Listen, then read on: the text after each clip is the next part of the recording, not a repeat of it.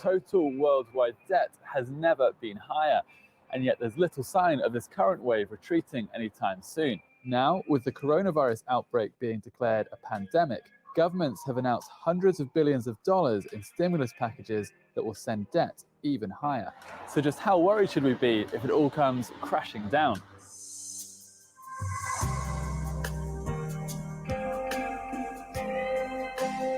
Global borrowing has been growing rapidly, so rapidly that many are concerned it is quickly becoming unsustainable.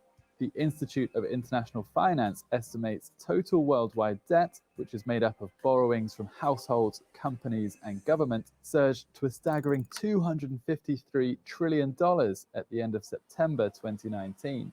That's a whole lot of debt, more than 3 times the annual economic output of the entire world. It works out to roughly $32,500 of debt for each of the 7.7 billion people on the planet.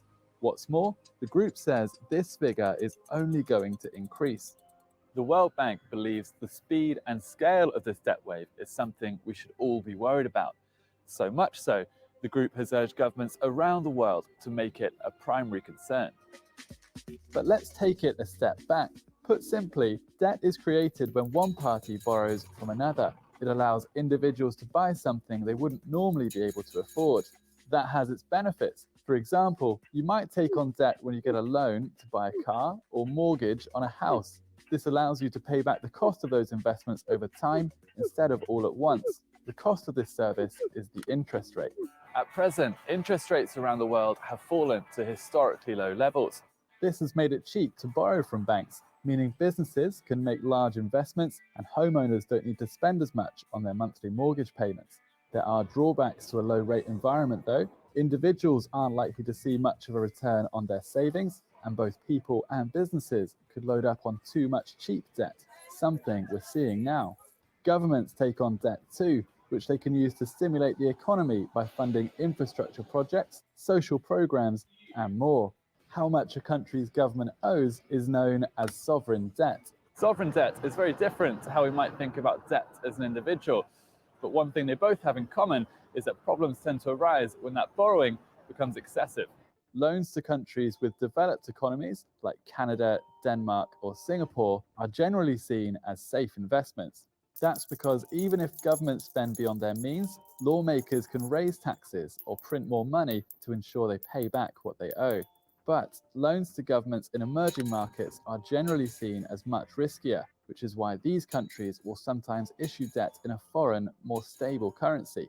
Although this allows them to attract more investors from abroad looking for bigger returns, an economic slump, weak home currency, or a high debt burden can make it difficult for the government to pay them back.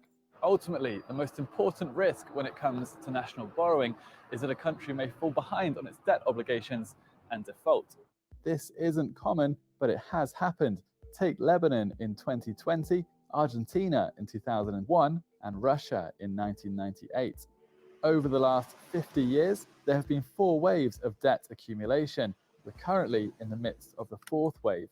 So, what can we learn from the first 3? Well, for one, none of them have had a happy ending. Let's start with the first wave. In the 1970s, many Latin American countries began to borrow extensive amounts of money from US commercial banks and other creditors to support their development. It didn't seem like a problem at the time. Interest rates were low and Latin American economies were flourishing. But in the background, the debt wave was rising. At the end of 1970, the region's total outstanding debt from all sources added up to $29 billion. By the end of 1978, that number had shot up to $159 billion. 4 years later, it more than doubled to $327 billion.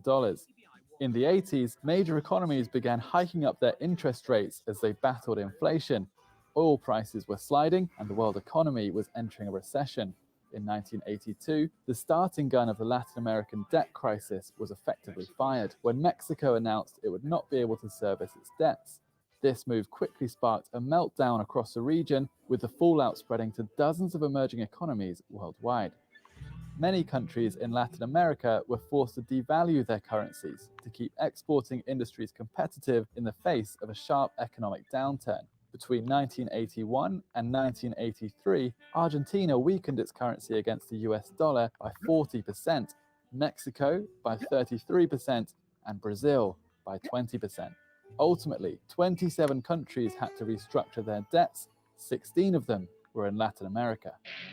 The second wave ran from 1990 through to the early 2000s. It was unlike the first in that debt accumulation in the private sector played a much more prominent role.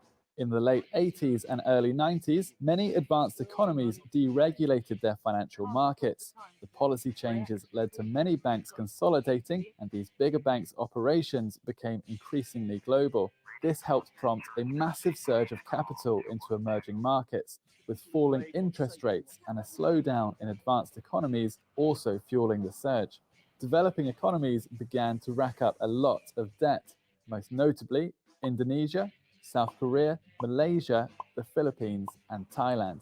Yet, this growing wave of debt went largely unnoticed. You see, debt was growing rapidly, but so was GDP, meaning the ratio between the two stayed consistent, and most of the debt was hidden in the private sector. A currency crisis in Mexico in 1994 thrust international investors back into panic mode, with the country's default a decade earlier still fresh in people's minds. Yet, while a $50 billion bailout from the US and the IMF meant Mexico was narrowly able to avoid a default this time around, it wasn't enough to stop panic spreading to other countries.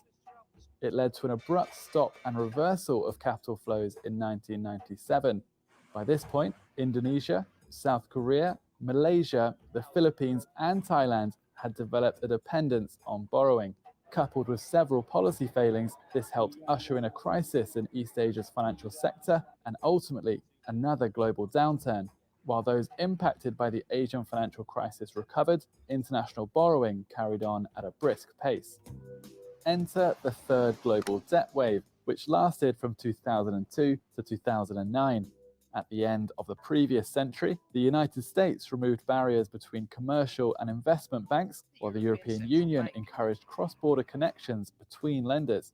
This paved the way for the formation of so-called mega banks. These banks led the way in a sharp increase in private sector borrowing, particularly in Europe and Central Asia.